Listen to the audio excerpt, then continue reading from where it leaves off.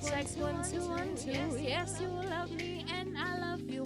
Putting on for my people, the love for heroes, building community. Can you hear me now? Oh, can you hear me now? Can you hear me now? Oh, can you hear me now? Can you hear me now? Can you hear me now? Can you hear me now? Hear me now. Hello, hello, and welcome back to Can You Hear Me Now? Your host, Lady Madelyn Patterson, with my beautiful co-host, Miss Vicki Merriwether. And we have a special guest with us today, Pastor A.J. Quinton. Hello. We are so excited to have him here. Unless we're talking mental health, and sometimes, you know, I did say Pastor A.J. Quinton, and it's important that those of us that are believers Right. also understand you can have Jesus and a counselor Yes. at the same time. There's no taboo with that. So we want to have this wonderful conversation of just hearing his journey. And we just thank you so much for joining us today and sharing, because that takes bravery, courage to be able to come on and just share your story and be that light for others. Oh, I'm glad to be here. Really am. I'm excited. Wonderful. Now, for those that don't know, just tell us a little bit about Pastor AJ. Pastor Q is. We love Pastor Q. Mr. Diakonos. You know, it's very, very simple. First of all, thank you, ladies, for having me here. And I think it's very simple, because when God calls you to do something and He puts a call in your life, it doesn't mean that He directs everything that happens. And so for me, I didn't realize that I had, by heredity, social anxiety and depression disorder. So just growing up, you know, people always say that you're quiet. They didn't know what to look for, our families, you know. And so there were a lot of different things that the doctors said that I had a nervous condition, I had all this and that, you know. And being raised in a Christian home, okay, and then we also know about who we are culturally, Yes. then there's just certain things were taboo Yes, sir. back then. You didn't talk about them, you know what I mean? So I, grew up, as they say, regular upbringing, but I always trouble. There was always this darkness that existed in my mind, feeling disconnected from the world around you, but actively giving, you know. And I just kind of functioned with it, you know. And from the time that I was, I think I was about 5 or 6 years old when it really became noticeable. Really? Yeah. Now, did you notice that, or was it your family noticing, or what? When I really noticed it, but also when my family began to notice it, yeah. And it really began to manifest itself around my 5th, 6th birthday. Really? And can you share kind of what was before your 5th or 6th birthday to how it showed up and what was happening those times? This sense of being disconnected and isolated in my mind, so that I always enjoyed like family gatherings and playing and stuff like that, but I felt more comfortable by myself, not because I wanted to be by myself, but because I couldn't handle of so many of the things going on around me. Interesting. The social anxiety piece. Yeah. Yeah. I really couldn't. Some would call that an introvert. Well, it's a little different. Yeah. Right? So, but I said it It may look like that. being an introvert, oh, he's just shy. Exactly. Don't want to be Exactly. around a lot of people. It's that Right. type of thing versus The shyness. this. Yeah. Yeah. Yeah. And I can identify with that, because I know when I growing up, I had to speak in front of folk, small, even until I think I got in high school, I started sweating. Heart start racing. Oh yeah. Yeah, so it's that social.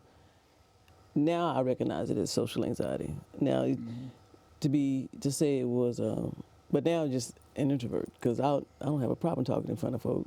Right. But I also recognize when it's time for me to kind of like back down Yeah. and get away from the noise. Exactly. Yeah. And it's pretty difficult when your family is included in that exclusivity. In other words, you like them, but move around. Just kind of be at it. You know what I mean? Yeah, I do. I think a lot of us do. And I can identify with that remark. I need you to move. Yeah, yeah. You know, not because I don't love you, I'm not comfortable. Because the closer you are, the more we have to dialogue. Mm-hmm. The more we have to dialogue, the more we have to interact. The more we have to interact, the more you're going to discover about what's happening in my mind. And when you feel like you're the special child, nobody wants a label. So I learned how to operate and do so many things, you know, but people didn't realize how tough that was for me, just even interact and talk with people. Wow. And then God calls you to preach. Yeah, I was going to say, Wow. that was my next question. Like, and he called. Yeah. I mean, God's got a His sense of ways are humor. not our ways. God. But he called you to, now, how Yes. was that? Now, did you accept the calling immediately? Or were you kind of like, this is not, I can't do this? Here's what's interesting. The first time I attempted suicide, I was 6. Wow. Yeah. Because darkness invites the enemy, and the enemy knows when God has a calling on your life. So from the very beginning, that was there, and this darkness, this separation, and this working to be able to do that. And because I just felt so out of place, and I couldn't understand it, why I always felt like something was wrong with me. Just it's hard to explain anyway. And then, but the first time that I spoke publicly, which was speaking in BTU, I was 7. Wow. Yeah, I was 7 years old when I began to do things like that. So right away, though I didn't know what it was, there was a conflict. Yeah. Conflict between the gift and the disorder. And the struggle all through my life. Yeah. And I think what's very important is that you got to be careful, because if you embrace the gift but never address the disorder, you become a highly functional, dysfunctional person. And that's what I did. Say that again. I like A that you said highly functional, dysfunctional person. by embracing the gift and not addressing the disorder. You can do the task, you can do the stuff, you can work the job, you can do all the stuff like that, right? When the lights go out and the people walk away, right, you're left with the person that you're not even comfortable with who you are. But you know, Pastor Q, what you're saying describes so many people, especially of the Christian faith, because Yes. we don't seem to understand that that is a separate thing. Yes. I'm still human. My mind is still functioning. Right. Or my mind is still there. Those things that are in my head, I'm going to put the religion, I want to say it like that, spiritual stuff is going to be front. Right. And I'm still not addressing this, because all of that is covering, literally, we're using that. And I see it in church all the time. We're covering the other stuff up Right. with the church, the stuff of the church. Right. Right. How? Because we're now in a new age, Right. 2025, and now we're having these conversations. Right. How has that been for you, especially for those of us that have been brought up in the church? Right. And now we're in the church talking about this stuff. How are you seeing that dynamic occur? Are we embracing it? Are you finding that there's still some uncomfortableness, if you will? I find that I think the first time that, because I think I better understand, and we're putting pieces together about how we get to different pathways in our life. Because when I was younger, then the thing that I found being comfortable with was drugs. Because there was those kids around me, just you know, they seemed comfortable. They seemed in command of their lives. They seemed like they had it all together. I was over here, and I was this little nerdy, uncomfortable, socially inept in my mind kid. And to be able to do that, and so I think there are different pathways. But when you get there, like anything else you find out, they have no better command of their lives than you have. In fact, you're in a better place than they are, right? But you find a social acceptance. And that social acceptance, right, was what drew me to be able to do that, you know. And it furthered the conflict because by the time I was 17, God clearly told me, okay, this is what you're going to do. And I'm going like, but that doesn't fit with what I want to do. Okay. But you couldn't have a conversation. Yeah. I mean, who are you going to talk to about that? You know what I mean? Now I think what happens over time is I have watched, and we're learning that the things that we never paid attention to, that we tried to ignore, they're now staring us in the face. I remember the first time that when I came, I was invited. I think it was Austin Public Health had something, and I was invited to go and speak. And it was when I started therapy, and I really realized something's wrong. I've got to do something about this, okay?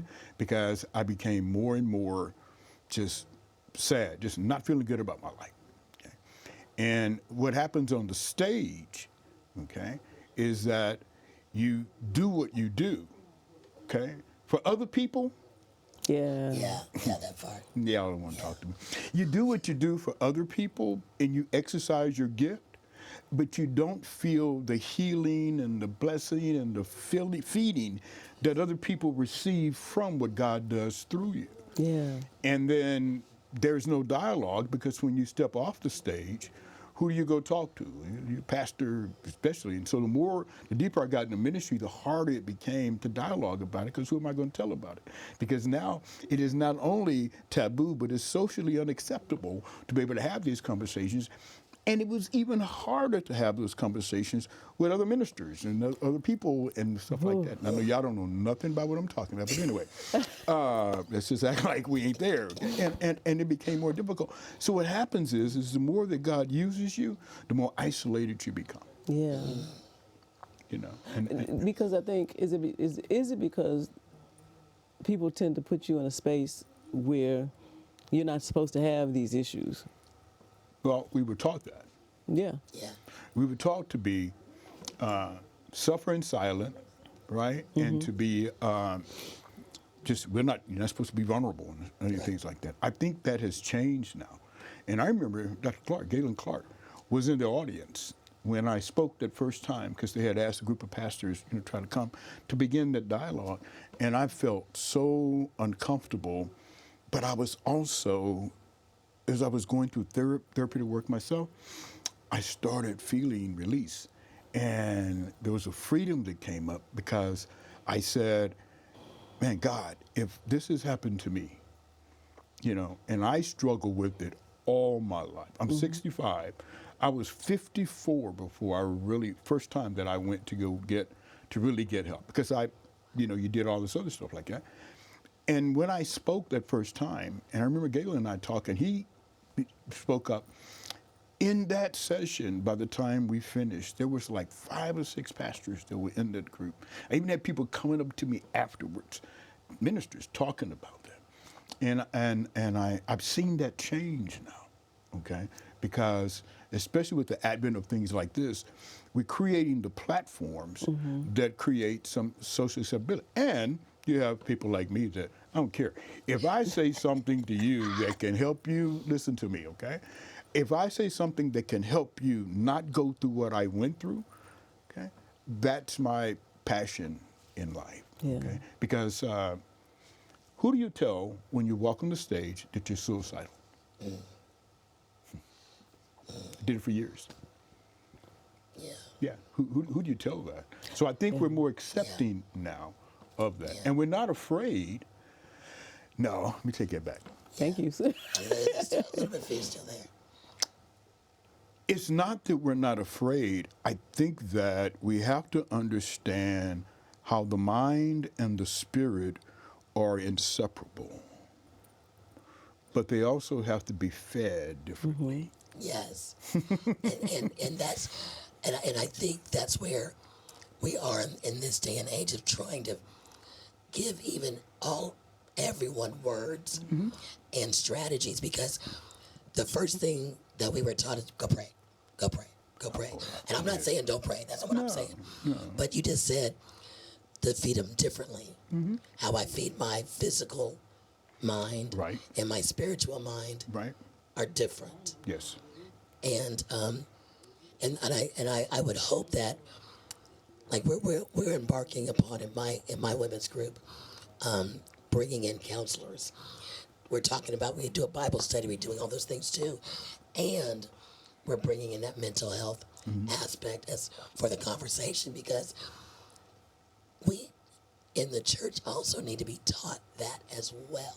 And I think sometimes when something comes to us, we don't know what to say, so we say, well, just pray about it. Because you don't know what to say.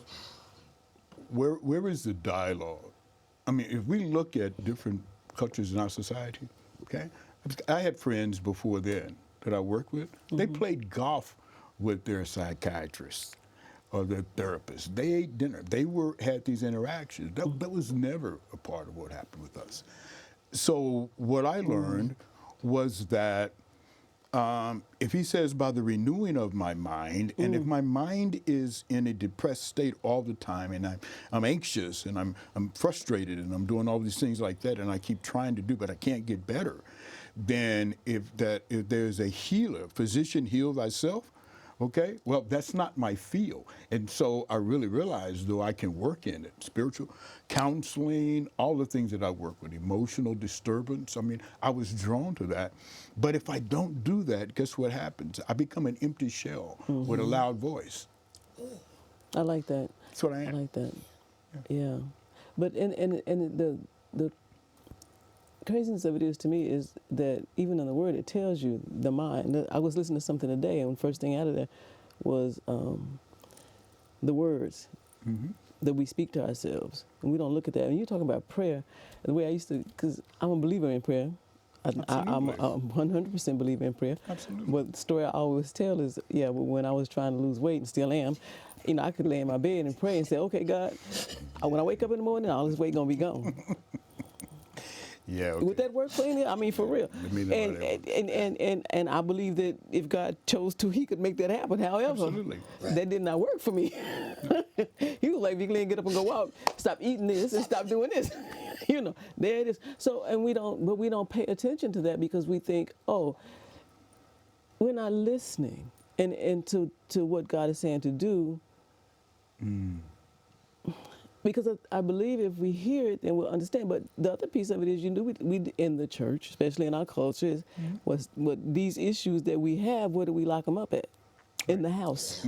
They are locked in the house. And that house may end up being my body. Exactly. And not just talking about the physical body, because, the weight is there. Right. Not you. Oh, yeah. I meant the weight. Yeah, that weight. Yeah. But it stays locked up in me. Right. But even as a result of that, so, because we look at the joke, and I do tell this story, and I talk about it, and I'm trying to understand I say that like this: why is it we go to church and then we eat and we get unhealthy with the foods that we eat? Most of the times, a lot of times, that's an emotional outlet. This is how I stuff what I'm feeling, is by stuffing my face, right. and that's what we do. Right. But we don't look at it, and the craziness of it is, I see these things in our church. You can watch some of the behaviors, some of the outcomes, and for me, I can, there are times when I walk in, I'm looking at a person and they're smiling. I'm like, this person is extremely sad from the inside. I can, and you breathed right then. You sighed. And I think that what is changing now is we got to learn how to exhale. I remember in the last episode, because I attempted suicide, 5 times. Okay? But each time, of course, I was unsuccessful. Okay? But the last time that I did it was in September of 2018. And just think about that, process that for a moment. Okay? And so, because when you pack your mind beyond its capacity and its ability to process, what people don't realize is whether it's the word, whether it's through whatever that comes in, my mind is still the place of central processing. Yeah. Yes. And if my mind has a distorted view of who I am, then my view of life is distorted. And then the enemy can use even the flow in of God's word. Yeah. Because it will cause me to try to use it to do something that requires me to do extra. I need help. I think everybody is gifted. God has gifted us to be able to meet the needs of broken men, people. We can meet that, okay, therapists. One of the things that I had to be comfortable with was, I don't know, because when I woke up and I'm in the mental hospital, you know, and they have this little bed with a letter over it and this little cubby, and all of a sudden, and I'm asking myself, how did you get here? Right? And I'll never forget when I did my first interview with the psychiatrist, my entrance coming in, my intake, and she spent about 30 minutes with me, and she said, you're not going to be here long. Now, I was there long enough, okay? But you're not going to be here long. God is bringing you through here because there's another layer that I need to learn. And what I learned is the severity of not taking care of yourself. You pack it, but you don't know how to unpack it. That's it. And you have to have someone to help you deconstruct so you can reconstruct. And this time when you reconstruct without, y'all listen to me, okay? You reconstruct without all the mess. And for the first time, you have the most difficult challenge you can ever have. You know what that is? I'm glad you asked. You've never lived without the mess. Yeah, 'cause it's a whole learning process. You And got to learn how to be able, you don't know how to live. The tools and everything that you learn, but you've never lived. I mean, my depression is now scale 3, 4, but I lived for years at 9, 10, and so what happens is you live up here all the time. Therefore, anything that happens, you're already up here. You don't know what it is to live down here. And was that uncomfortable? Exactly. Wow. Yeah. So how did you stay the course and not revert back to what was comfortable? How did you stay that out with being uncomfortable? Because sometimes when we're uncomfortable, the first we do is go back. Let me just get back to my safe place. I saw it in my family. I saw it beginning to manifest itself in my son. I watched my grandkids. I watched my brother. I watched my family. And I began to understand the need to dialogue first. If we're going to do something different, okay, it starts at home. So I dialogue first. We had conversations about it. You know, my mama laughed. She goes like, I love all my kids, but they're all on medication. I said, well, that's not anymore. And I'm not. It's a big, but what happens is we begin to dialogue, and I begin to look at it. I begin to recognize anxiety. I begin to recognize the depression, the PTSD, the things like that. And then I begin to say to everybody around here, why do we expect it to happen at church when it doesn't happen here? Let's talk about this. At home. At home, and begin to get free. But because I wanted to see that generational thing broken, or at least exposed in my family, that encouraged me. Because everybody watches you. There's always a key person, right? So you the person in the family. When you crash, it puts them in a place they've never been before, because they've always watched you do this. They knew you were struggling, you know, this, but they watched you do this. When you crash, right, fall off the stage, so to speak, right? For the first time, okay, you're not there in the same way for them. And most importantly, what they discover is you're in a place that they can help you get out of. Yeah. For the first time, they can't run to you, they can't do, all those dynamics change. And there's a helplessness before I learned to help myself and be able to do the stuff like that. So it's like you have to help yourself in order to be able to help somebody else. And maybe, because I have to help me. Yes. And then hopefully by helping myself or doing the things I need to do in my own life, those around me, especially those people that are closest to me, can see that. And then we, in the dialogue about it, to talk about those issues, Right. to begin to speak those things that we always kept secret, Right.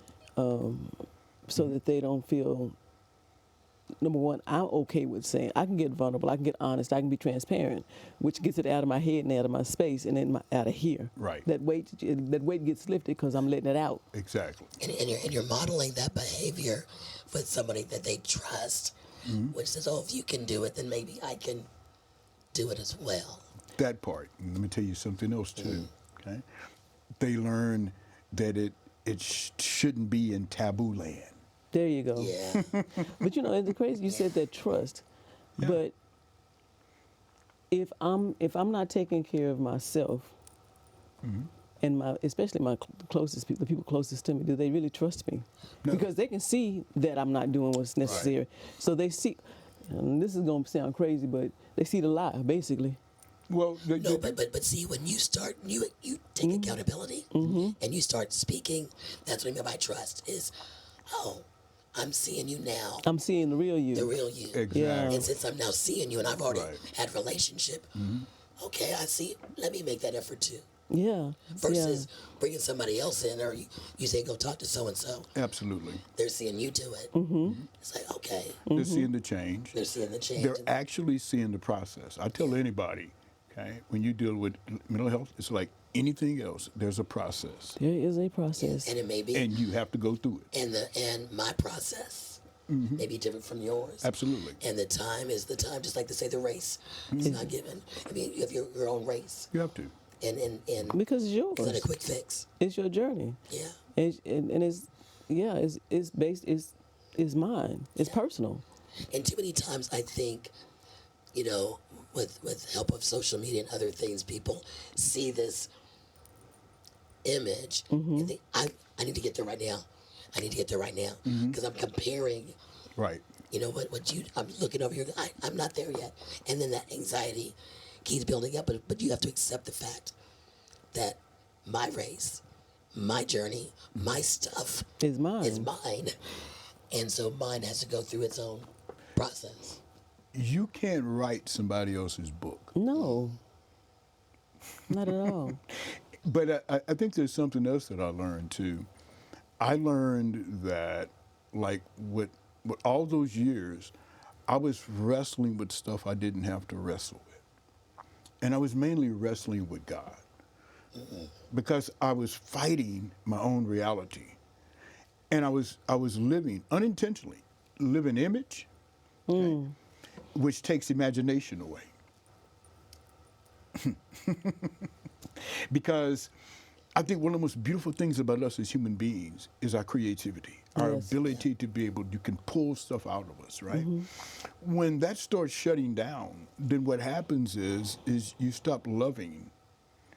And if you don't love yourself and you're living in the life, it's continuously one of misery and struggle and, you know, but I spend so much time trying to convince you that I'm okay. When you let that go and become vulnerable to the people around you that you know and love you, then I can stand on the stage anywhere else. I mean, for me to sit and talk to my mother, and my mother said, baby, she apologized to me. I took my mother one of my speaking engagements to go talk about mental health. And it was a room full of pastors and imams and bishops and, you know, and people from all places. And they invited me to come speak, and I took my mother with me. My mother sat there, and she just listened. She was just fascinated. This is the first time she'd ever heard that. Wow. The things that I was sharing, which is only a fraction I'm sharing with you guys. And I remember a lady walked up to her and she said, how did you help him get through that? My mother looked at her and said, child, we didn't know. But for the first time, what she realized, when she apologized to me, and I said, Mom, you don't have to apologize for me anything, okay? Here's what I want you to understand. She said, but now I understand why you were the way you were. So there is a revelation that happens when we, you know, and then people get to watch us go through our process and they become unafraid to go through their own. Yeah. You know, it's interesting. I loved your mom's response because in some areas, you know, there's a guilt that we may take and say, I should have, I wish I knew. And by sharing, we might feel embarrassed or, you know, like guilty of, like it's my fault, taking blame. but it's not about guilt and it's not about shame. No. It's just being authentic and awareness. It took you 6 years to become aware Right. of all of that time. So, there's got to be grace in that. So I think people are afraid sometimes to call Absolutely. out what has happened Sure. because they don't want to embarrass or think people's going to be guilty. I don't want you to think of me as crazy. Yeah. I don't want to do that, But I also am so glad because what I learned too is that there was a purpose in my still being here that was very different. I never added, okay, and in seminary and whatever I went to, I didn't add the mental health piece to any of the work that I was doing. Now it's a primary focus of what I do. That never would have happened. It changed the way I counseled. It changed the way I work with families. I mean, it took all the things I learned as a teacher and I could pour them over here. It helped me better understand. I didn't understand why I was drawn to special needs kids. And, I spent 17 years teaching mostly disturbed kids. I didn't understand why I was drawn to the underdog until I realized I was the underdog. Yeah, in plain sight, listen to me, in plain sight, okay? And people will applaud who they think you are and run from who they discover. Wow. You got to be comfortable to live in your own life. I'm just saying, I learned that. And I would not have learned that if I hadn't gone through that experience, because I really wouldn't have understood what healing really is. Healing is freedom. Yes, it is. Yes, Freedom. it is. And I remember years looking in the mirror, washing my face, brushing my teeth, shaving, and never looking myself in the eyes. Not one day, for years, never doing that. Not facing. Not getting dressed, walking out. God, I'm going to do this, whatever, I'm going to do this. Never saying, thank you for my life, I'm living, never doing any of that. Every day. Because you can have all the stuff, but if you don't have you, what's the purpose? Exactly. Do you find that, because I hear this quite often, I'm trying to find myself. But as they're trying to find themselves, it's looking at all this comparison and even some of the stuff that's inside, not really there's a fear of being their authentic self. Right. Maybe it's for fear of they may not like me or they may really see how flawed I am. Right. And so we keep that bottled up. How can, what can we do with that? How do people figure out being comfortable in their own skin? I know people will swear they are. They'll swear I'm comfortable in my own skin, I'm just me. But they're really not Comfortable in their own comfortable in their own skin. skin. I like what you said when I finally get to face myself, when I look in my eyes and I look at that. How do you know you're broken? How do you know that something's wrong if you're not willing to look at the pain? And and what happens with that is that I am comfortable in settings. I remember one of the craziest places at first to me that I didn't like was group.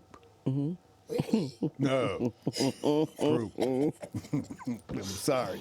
We all sitting here. I'm looking at you, and you special. I'm looking at me, and I got no, And group became my favorite. Really? Because once in the individual work, in the deconstruction, okay, there was always somebody in group that reminded me what happens if I don't go through the process. Because there's sometimes we had stumbling blocks. As I discover the person that I really am, that's covered up under all this stuff, what happens though is I've got to have a network around me. And so many of us, people don't realize how important that network is. And so I think to be able to change that is to create a network and understand it. And when the home is broken and not supportive, okay, because everybody looks and behaves like you, or you are broken and different in a different way, then what happens is your network is broken. And who wants to go out and say my family is broken? But Pastor, it's crazy because I think because for years I did addiction, and I used to wonder. No, I don't. I understood why, but it took me a minute to get there, because in my maternal family it was so much of it, and you watch at that time being kids, you think, oh, this is what happens, but then when you get a little older, you be like, this ain't what happens. This stuff is not normal. I mean, it's not healthy. Let me use that word. Healthy. It's not healthy. Right. Because there's so many things that are, there's so much that infects everybody else that it becomes generational, and it's just very, very unhealthy. And until you begin to see that process, I mean, and I guess I'm getting back because we see it. Right. I mean, it's evident. It's so. Now I'm not gonna say in your family, in my family, I saw the evidence of the unhealthy, toxic behavior that we, as people, sometimes try and hide. Y'all hiding in plain sight. Yeah. That was our culture. Like, our culture is outside the house. You look a particular way. You represent a particular way. You do a particular way, but at home it's a whole different story. Go to church on Sunday. So here's what I've learned. I've learned that this is my goal.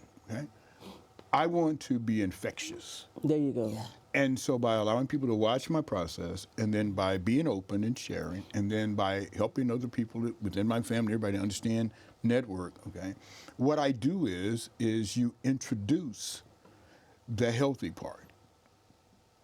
And I make it where you don't have to be afraid of this okay? It doesn't take away your human decision and your authority over your life to do what you need to do, right? But at least you recognize differently, because there's dialogue when something is broken. You recognize it. You don't have to recognize it from a clinical, medical, not at all. But experientially, for the first time. And when I look in your face and you're telling me that, it's why I begin to love group.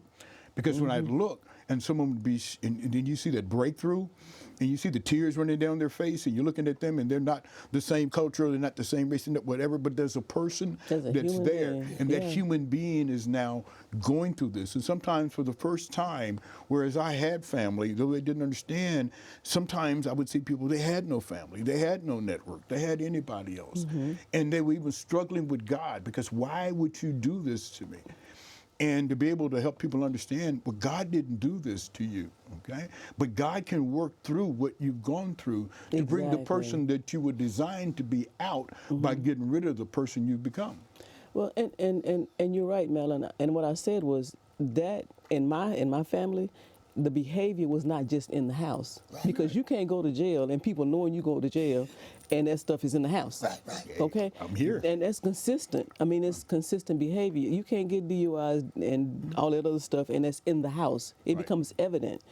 For those of us who grew up in church and seeing people with extra weight, that's evidence.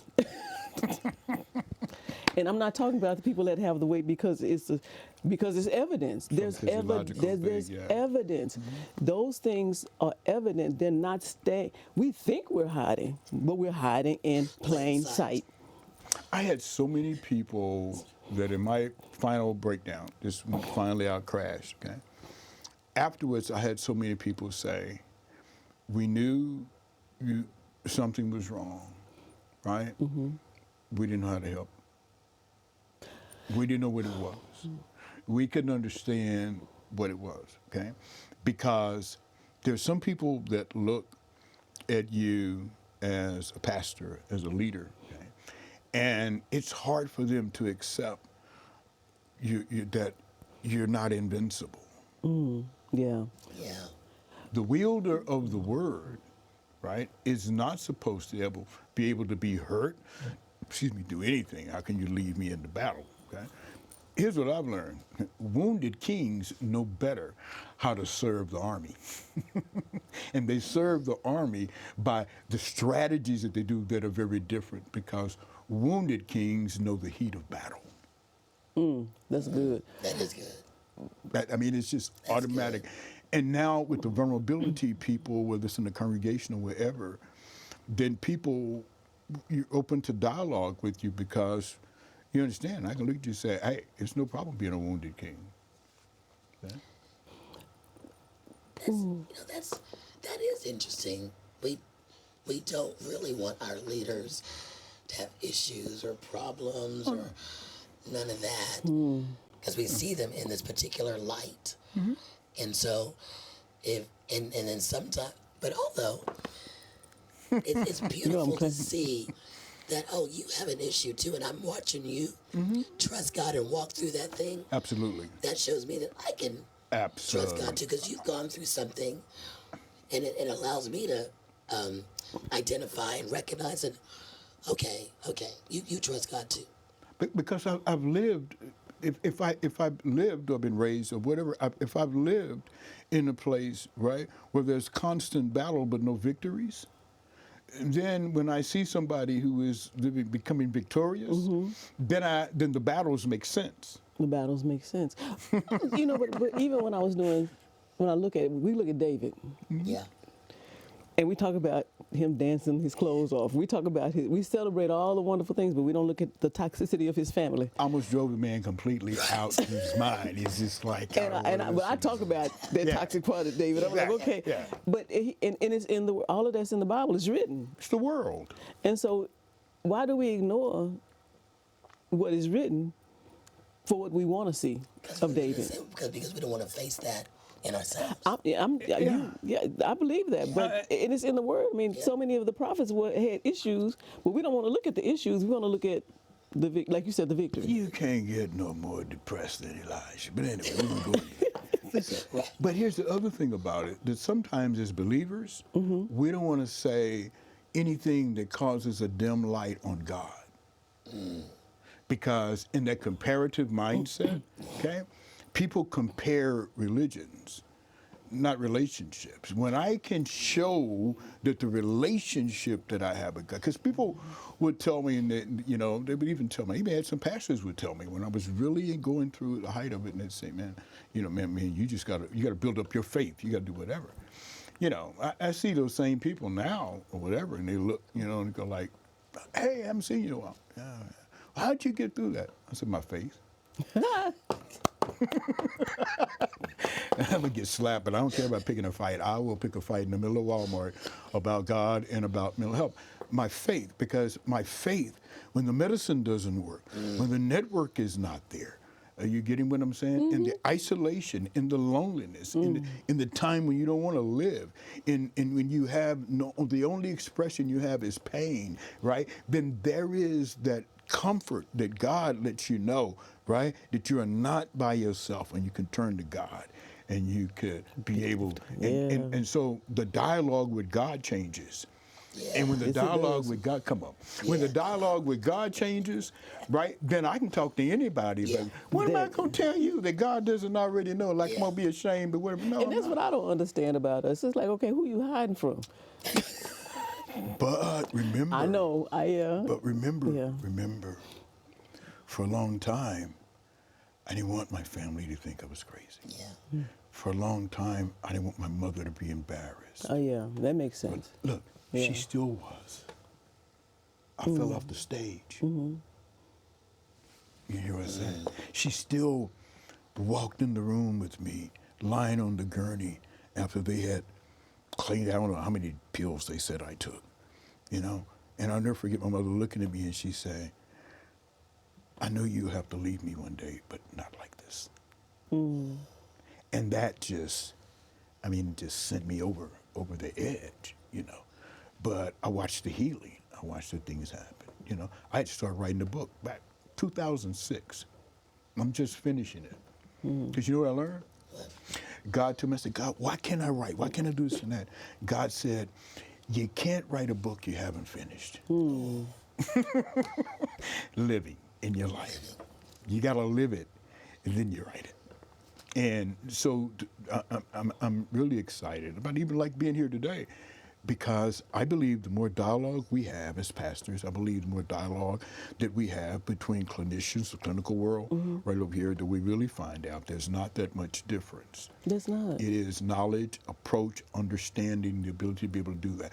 I don't have to be a therapist, but I deal with therapeutic work every day because I deal with the minds and the hearts and the spirits of people all the time. It's essential. But what makes it better for me now is I can turn. And I have a regular part of my work now is referral based. Okay? Okay? Spiritual guidance. I'm going to work with you over here. But now that I understand and recognize, okay, that I have people, therapists, counselors, whoever, I can pass you off to them so we can do a greater work with you. You know, I was in a luncheon yesterday with the people at the seminary, therapists the alumni, the black alumni. And the person that came in to encourage us to talk to us was like telling us part of her story. And what she reminded me of at that moment is, why do I sit in the seat that I sit in? And she said, you know, I came through life, these are the stories, this is who I am right now. But if it had not been for the person that I could talk to, the person that saw me, then I wouldn't be here. Exactly. And she said, you have to ask yourself, why do you sit in a space? And I was sitting there with a blank page, and she started telling some of the stories. I'm like, now I understand how I got to where I am. But it's that piece, so many of us are beginning, and it's something I've always known, but are beginning to connect the spiritual with the therapy. Absolutely. The people that I always see become on the road to healing, like this way, just growing, are the people who can reconnect with the spirit. You can connect the two. Right. And well, it's amazing. Absolutely. And you know, one of the things that we point to, why Jesus was pointing out to that, why he regularly rested, while he showed us how to build these things, and I know, but we're going to talk about that later. We're not doing this one in this session, y'all, but we're going to come back another time. What he was telling them, okay, is that, and here's what I really learned. I cannot be effective, right, if I can't flow. Yeah. The seat of every battle that I fight is in my mind. If my body breaks down, my mind talks about it. If my spirit is discouraged or someone hurts my feelings, my mind talks about it. I have this thing that I developed to be able to sort things out in my mind. It's called the board of directors, because I don't have this one thought. Now, I am not schizophrenic, okay? I've been dealing with paranoia, but well, I know some people like that. I have Pastor. the board of directors. They are the board of directors, and every time. Maybe the same one I got. Yeah, might be some members over there like mine. And what happens is we dialogue with the board of directors, you know, and it depends on the board member that is most accurate. Depends on the situation. Yes. Okay. But there was one person that I kept off the board until I realized how important that person is. You know what that is? The little boy where the damage happened. Yeah. Yeah.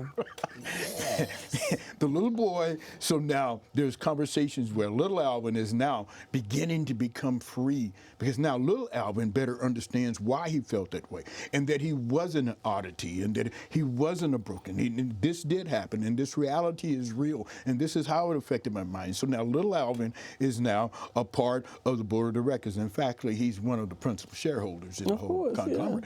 Because in doing that, I now understand better how to look at children. I mean, I understand now why God connected me with special needs kids, because I understand, see the need for love, for healing, and for whatever is happening. But the mind, the war happens in my mind. And he was telling us that over and over and over again. He was telling it to the Jewish nation. He was talking about the Word of God, and he said, recite it, and he was saying, put it in and teach it to your children and let your children absorb it, because in the time when they enter into, right, the playground, then they'll have an arsenal of information and relationship with me, and they'll have weapons they don't even know what they were doing. Yeah. Just the mind. Simple. The mind. So every chance I get to dialogue, when I talk about it, how I talk about it, with my son, and the most freeing thing I have is now my son and I can have, because he suffers with depression more than anxiety. And I saw anxiety in my grandson, and I saw it in my granddaughter. I mean, anyway, but my son and I can now talk about these different things, and I was just high-fived him because he took his family to therapy.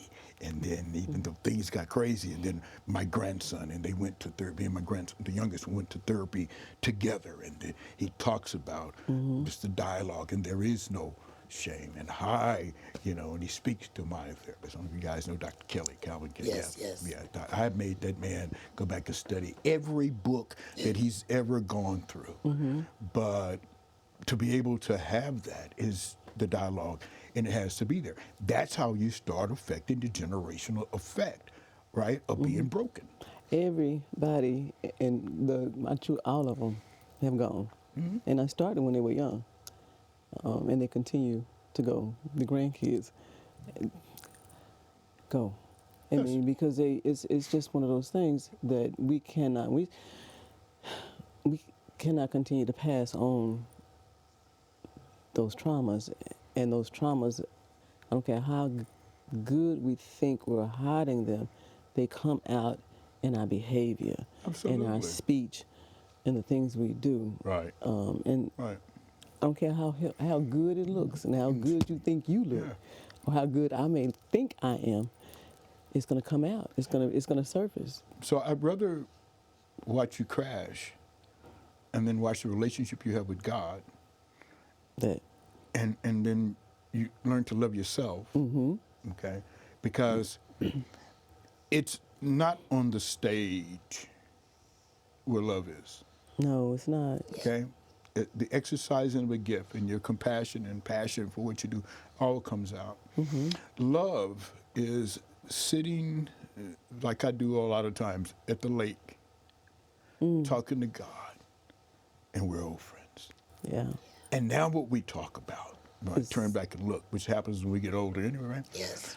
Now I really understand when I look back over my life, man. I don't want to start nothing, okay? But that makes difference because you and God are the only ones that know every moment. That's why it doesn't bother me as much as used to when people say something about whatever. Because I'm going like, okay, why are you listening to somebody that has little or no information and you have all the information, but they're making you act like you don't know anything about what happened? It was your life. Exactly. And you turn that over to somebody, I will never again turn over to anybody who can come in and dominate someplace that they'll never live. What is that? What you think about me is not my business. It's not my business. I mean, and that's just generally what I find myself saying or passing on for somebody else. What you think about me, and it's not a derogatory thing. What you think about me is not my business. Why? Because I can't control that. I can't, and I think one of the greatest things that I also learned in the healing process is to regain authority over my life. Exactly. Yes. And for some, that's a scary feeling. It is. It's very scary. Because it's easier to, I don't want to say blame, but it's not my fault. I can't help it, but to take accountability. It's difficult. That is difficult, and now you're taking ownership, and now it's up to me. Yeah, that piece right there. And now I'm responsible. I'm responsible for that. And not only am I responsible, okay, you become strong enough to take the hits because it doesn't matter whether you agree with it or not. Exactly. I mean, just think of how many opinions that keep us waver. That's what I was teaching today, is we waver. And when the enemy sees you waver, he knows there's a point of instability, there's vulnerability. Yeah. And, but when you don't waver, because you already understand what you're doing, like somebody look at you, it's like, man, I heard you had a nervous breakdown. No, it is a mental breakdown. I didn't have a nervous breakdown. It had nothing to do with my central nervous system or anything responsible like that. Okay, so I didn't have a nervous breakdown. I know what you call it, right? Let me tell you what I had. I had a complete mental breakdown because I failed to take care of myself, and I kept reaching for the stars, right, but living in the basement. And so when you have this understanding that now the only way you can enjoy the penthouse is to start in the mailroom, so when you understand that, then it doesn't make any difference. Well, I don't have a problem telling you that. But Pastor, I think as I listen to you, the words that you speak and how you talk about your own story, to me, and this is just me, the people that are listening, I wonder how many people are freed up because they begin to understand or begin to recognize that if I don't take care of my mental health, Yes. there's a possibility I'm going to crash and burn one way or another. And I've watched that even in, I've watched that with people close to me. I mean, I've watched it. And it's like, if we don't think that we need to take care of the mind. We're not taught, and if there's anything else that comes out of our dialogue, which I'm enjoying, okay, it is that sometimes I don't recognize the unhealthy, dysfunctional pattern of living because there's so much around me that makes it look normal. So I normalize that which is abnormal, and I run from normalcy.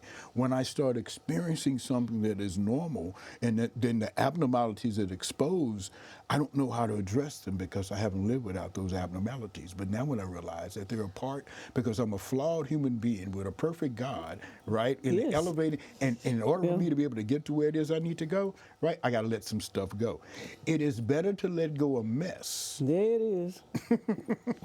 So I think that the more attention that we put on the fact of self-care, and self-care, right, as a unified effort. It's the body, we talk about the body, it's the exercise, it's the diet, it's everything that goes on there. Like my body doesn't do sugar well.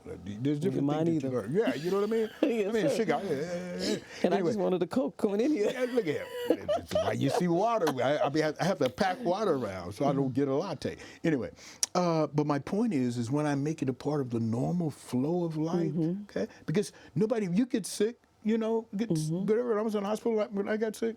Did anybody come in there looking at me like, what's wrong with you? Why are you sick? But they do that with mental illness. They do that when you have a disorder, whatever. And people come in like, you know, what's wrong with you? You should be able to get better. But there's nobody coming in and fuss at you like, how'd you get this cancer? What you doing? Nobody does that. Okay, people don't do that. But with our minds, people do it all the time. They become hypercritical. I realize a lot of that is fear. Yeah. Fear of themselves. Fear of themselves, right? Because they looking in the mirror going like, blah, blah, blah. And anyway, and then they get mad at you because you going like, I don't care. I'm gonna get better. And you know, you ain't gonna bring me down. You know what I mean? Anyway, I think that's a lot. I love it. I do. I love it. We've been On the hour. Oh my gosh, yes. Is it already up? Yeah, we already missed our that moment and everything. Oh no, we missed the break. Oh wow. I have about a minute left. Oh wow. Sorry about that. Goodness. We need to. We do need. It was good. Yeah. Because this was so good. Thank you for sharing that. For families that maybe watch this for the first time, and for you at 56, had that epiphany, it's not too late. Not too late. It's never too late. It's never too late as long as there's breath in your body. Yes. And if you're recognizing, what can people go like? What should be one of their first steps? I think one of the first steps is to be able to find someone or talk to someone who you recognize is going through the process. I think making yourself available and going to different things in interest. I think that by beginning mental health work in our churches, that you give people a natural place to be able to flow. Wow. Yeah. That's cute. Thank you. Thank you. Thank you, guys. Yes, most definitely. Thank you. Amazing. Listen, make sure you follow him. Watch this journey. We're going to continue on. We have a later show today with mental health, safe space. So we're going to keep this conversation going. Good. So thank you guys again. Thank you for having me. Thank I you. appreciate Well, it. we hope to have you again. Thank you. Glad. Absolutely. Appreciate it. Love you.